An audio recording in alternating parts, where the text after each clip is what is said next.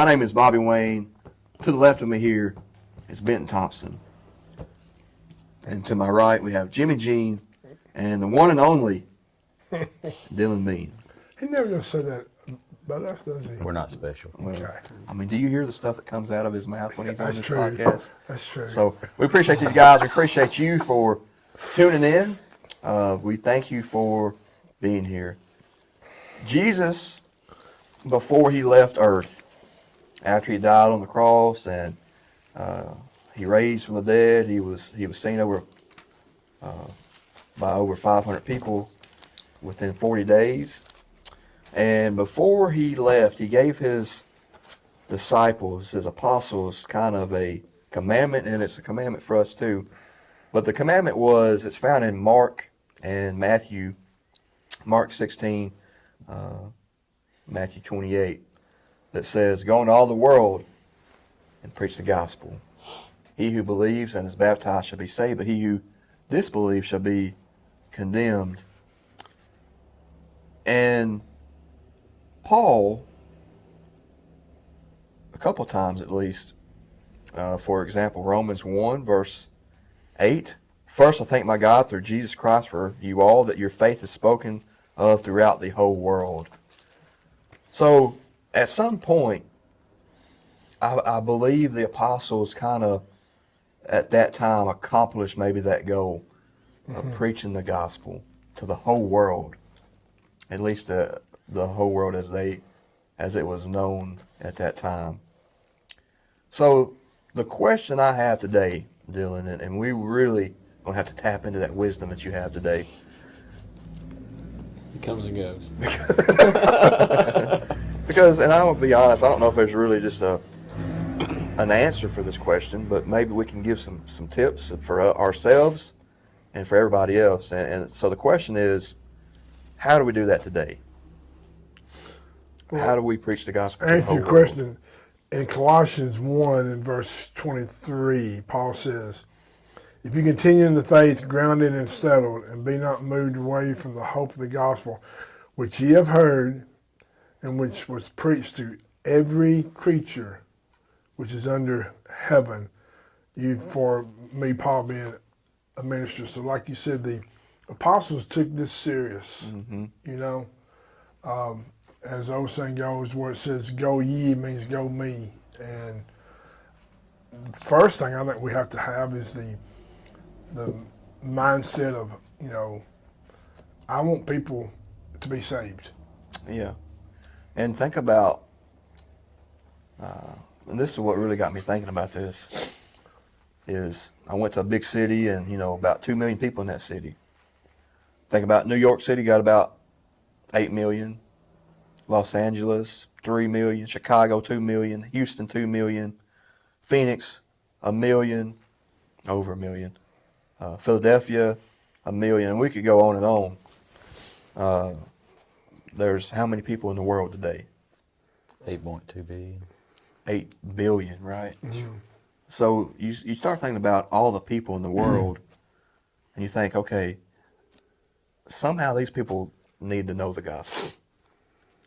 Because there's, what did I say? We talked about this before, and Chat GPT tells us that there's around 3 million members of the church out of 8 billion. So, the church is doing good, but somehow we got to have an urgency. Yeah, it's a minute amount Yeah. in the big scheme of things. I mean, it's still good. Well, which, like you said, out of those 3 million, half is in the United States. Yeah. I know we go to the Indian reservation, and I think it's like 27 million acres on the Navajo, and there's about 10 congregations on the whole reservation. Yeah.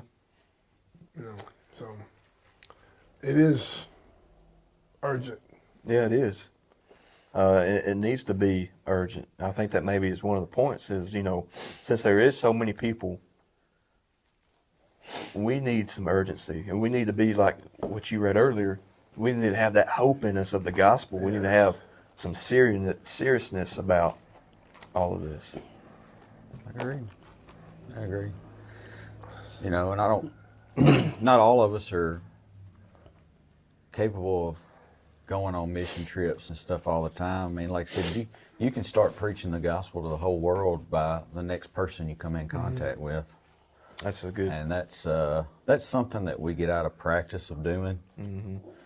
You know, not to be negligent. It's just how we treat life. You know, you don't. But you know, if you make a point to at least try to encourage people in a godly way. You know, have a blessed day. Can I pray for you today?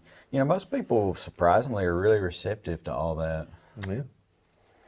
And so, how do we preach to the whole world? Well, I think number one, we've got to be serious about it. Number two, we do it by just simply starting with the people around us. Yeah. All right. Think about that. Think about if every Christian, I'm not saying that they're not, but if every single Christian took this really seriously and just started with their friends, started with their family, do you think the church would grow? By leaps and bounds.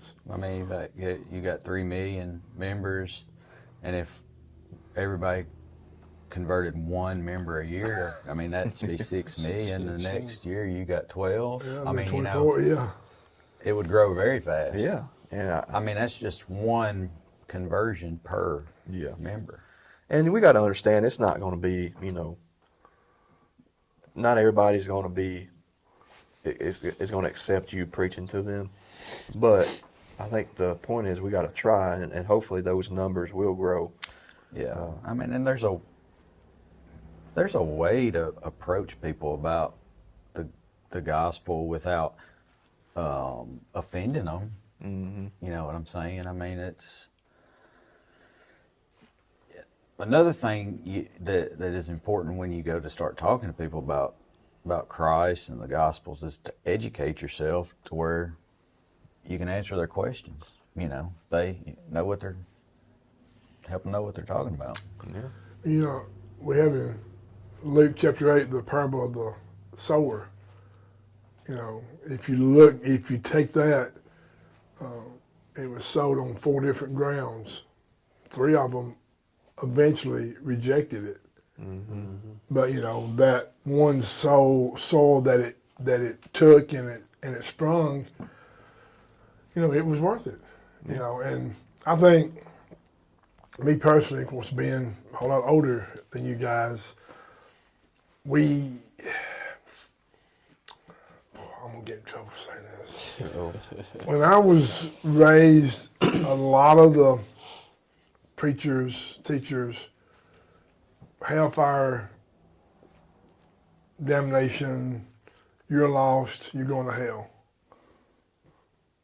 A person isn't going to change by me telling them they're lost. They're going to change when they realize that they're lost. Mm-hmm. And you know, I've heard horror stories of, and I understand, you know, people being in Bible studies years ago and just beating on the table, you know, you're lost, your family's lost, and I don't think we can do that. I mean, especially now with society. Now, I mean, nobody wants to be told they're wrong in any way. No. So you can't start out. I mean, you got to show them.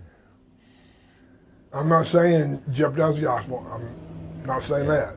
You know, we speak the truth. There's just a speak way in to love. do it. But there's good. Yes. There's just a way to do it. Yes. And then there's a story in John where Jesus heals a blind man as he's passing by. And, you know, this is kind of what his answer was. You know, I must work the works of him who sent me while it is day. The night is coming when no one can work. As long as I am in the world, I am the light of the world. So that's kind of just, you know, when opportunity arises, jump on it. You know, we have limited time here on this earth. We have limited time where we can touch people. You know, I feel like he's saying here that he's got limited time and he's doing everything he can in that time that he has. I think that's a good point. I think that's maybe where some of us are failing is, we think, oh well, we got time to tell others about Christ, Yeah. but then maybe the time never comes. I think about I don't know if I've used this or not, but there's y'all heard of SWAT, Skits with the Truth. You got Lonnie Jones and some of those I've guys. seen those, yeah. They got one about this kind of subject of there's a guy, he hit all these people in his life, and somebody was selling him his house, somebody was letting his kids play soccer for him, and one was going hunting together, and then the lights go out. And they all wonder why he didn't tell them about Jesus. Yeah. And it was I've seen that one. It It's was great. Judgment Day, and there's like, why didn't you tell me? And he's like, well, I meant to. So the point is, man, we got to have some. I keep saying it, but we got to have some urgency, and realize that, the Bible talks about that Jesus is going to come back like a thief in the night. Acts 1, he ascended into heaven and just kind of disappeared, and it says, hey, he's going to come back just like that. And so we are not promised tomorrow, and neither is the people we love and care about with their salvation. And that's why this is so serious. You got in Acts 2, there were about 3,000 souls were added to the church. Then you got in Acts chapter 4, in verse 4, howbeit that many of that which heard the word believed, and the number multiplied to about 5,000 men.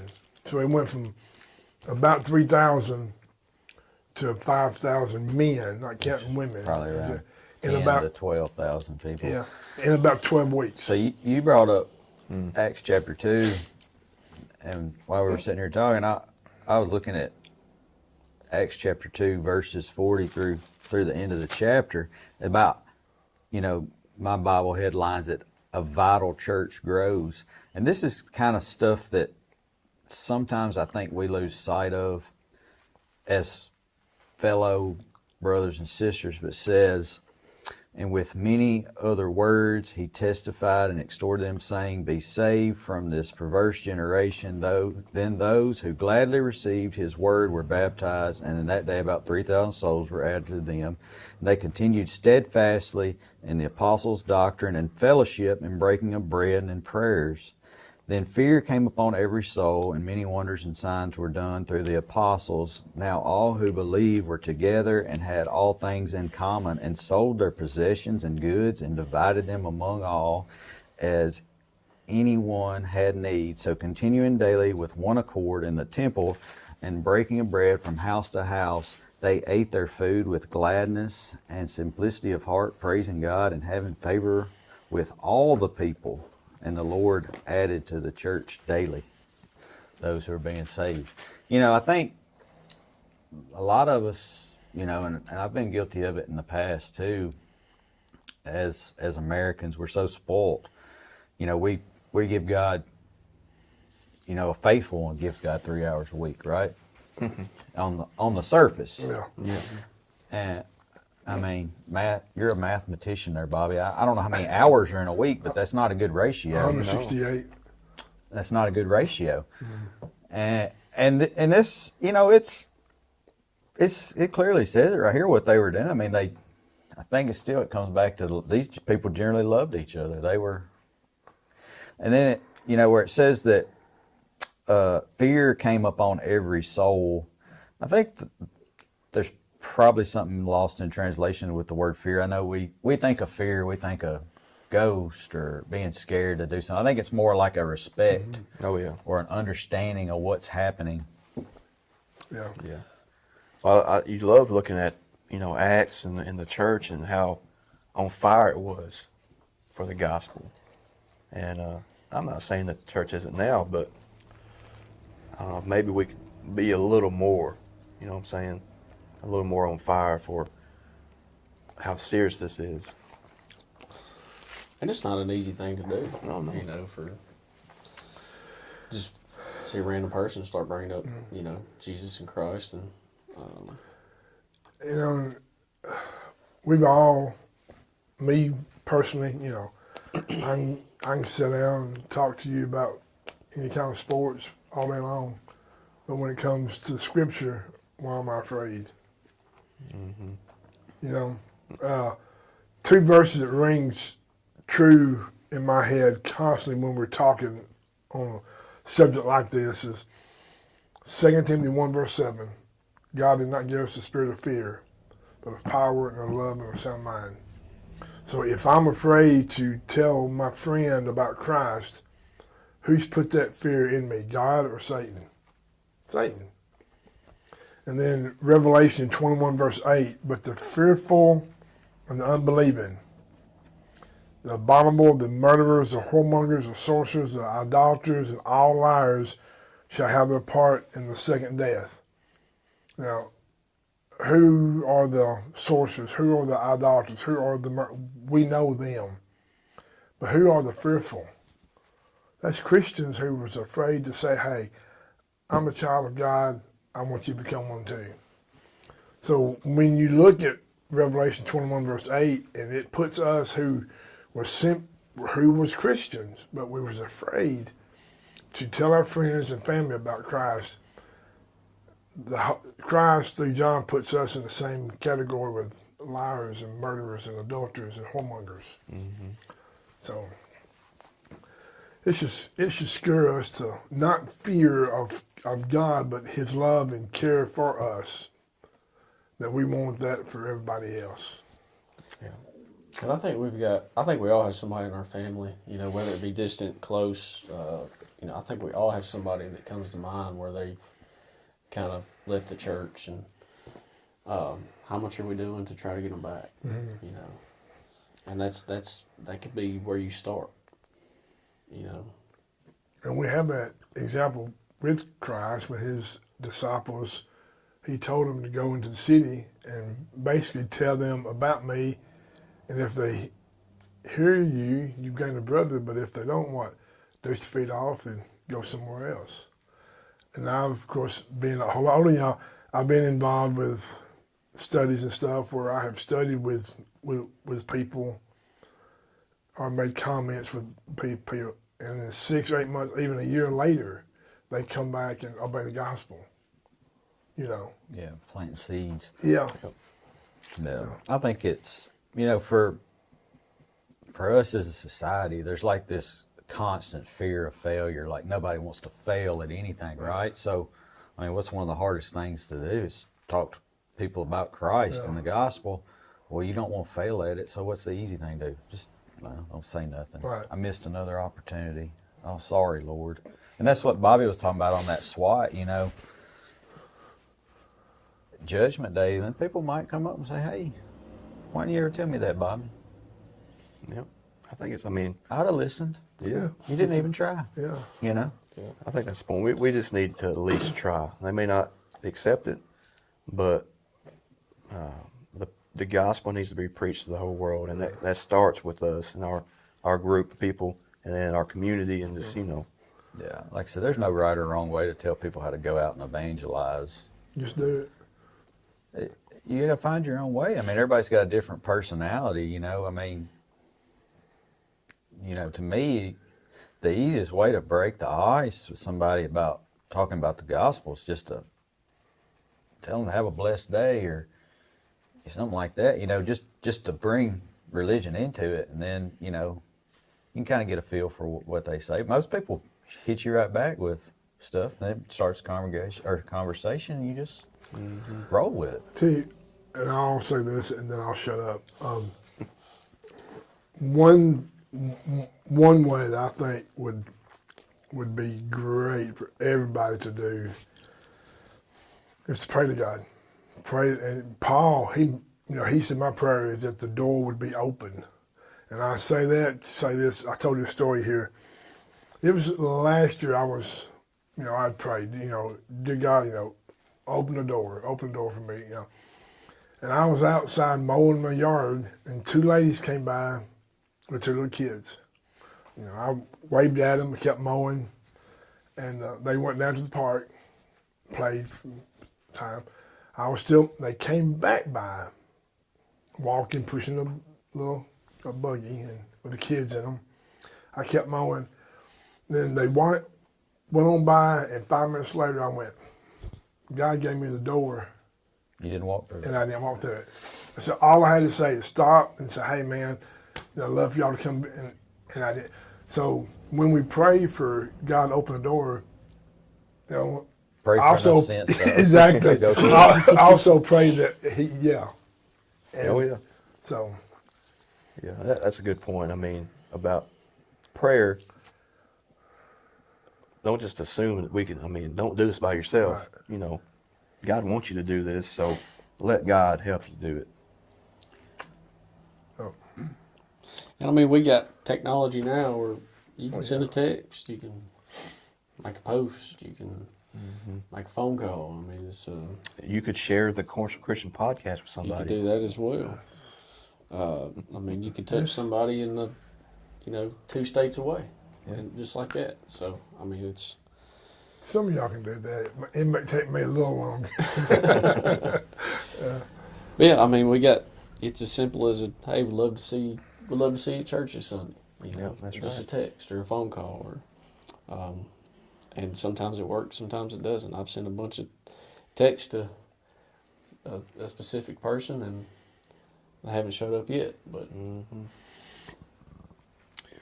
All right. Well, I think this the big picture here is we really want to just make sure everybody realizes, and I know everybody does, but we're commanded to go. The apostles went during their time, and now it's our turn. We got billions of people in the world. Make it your goal. Maybe it's you have a goal every year that you're going to pick one person. Yes. I'm going to work on this one person this year. And then if we do that and pray about it, Lord willing, the church will grow. And I think the Lord is willing. Dillon? No, hang on. Let's start over here with Benton. Dillon might have some words my of hanging wisdom. thing for you. I got no parting shots today, No, but no party? Okay, all right. Jimmy? Just go get them. Go get him. All right. Dillon, it's get up 'em. to you, man. It's up to you. We need you. Put pressure. Just don't give up. I'll read a little something from 2 Corinthians chapter 4. Even though our outward man is perishing, yet the inward man is being renewed day by day. So each and every day, just try a little harder, try to be a better Christian, and try to touch somebody in some way or fashion. That's good. That's good. All right. Well, we appreciate you tuning in to the Cornerstone Christian Podcast. If you don't like our topics, you can email us and tell us you don't like it. You can also email us your concerns, questions, or if you have a topic you'd like for us to cover, you can email us. Cornerstone Christian Podcast at gmail.com. Thank you and have a fantastic day.